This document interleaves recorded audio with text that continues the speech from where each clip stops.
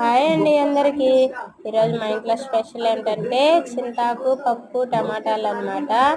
ఇవైతే మేము ఊర్లో అయితే కోసుకొని వచ్చేసాం అనమాట. నిన్న ఊరికి వెళ్ళినాం అనమాట. చింతాకు కోసుకొని వచ్చినాం అనమాట. లేతాకు కోసుకొని వచ్చుకున్నామంట. దీన్ని అయితే ఇప్పుడు ఎలా చేసుకోవాలనేది చూపిస్తాను అనమాట. ఫస్ట్ అయితే చింతాకుని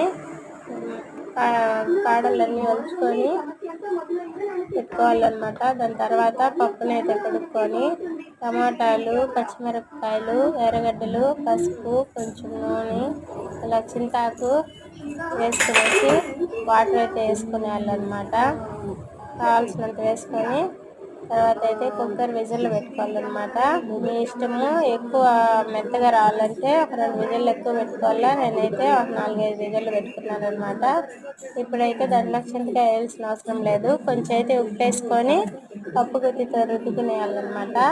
దాని తర్వాత అయితే ఇలా నూనె వేసుకునేసి ఆవాలు పప్పు వేసుకునేసి ఎర్రగడ్డలు కొంచెం కరివేపాకు వేసుకోవాలా. ఇదైతే చూపిస్తున్నాను కదా, అదేమంటే ఒడుము అనమాట. మేము కూరలకు వేసుకుంటాము. దీన్ని అయితే ఇంకోలాగా ప్రిపేర్ చేశాను, అది కూడా వీడియో పెడతాను, చూసేయండి. ఇప్పుడు దీన్ని అయితే కూరలో అయితే వేసుకునేసి కలుపుకునేయాలన్నమాట. దీన్ని అయితే వేడిగా అన్నంలో కన్నా వేసుకోవచ్చు, సంగట్లో కన్నా వేసుకోవచ్చు.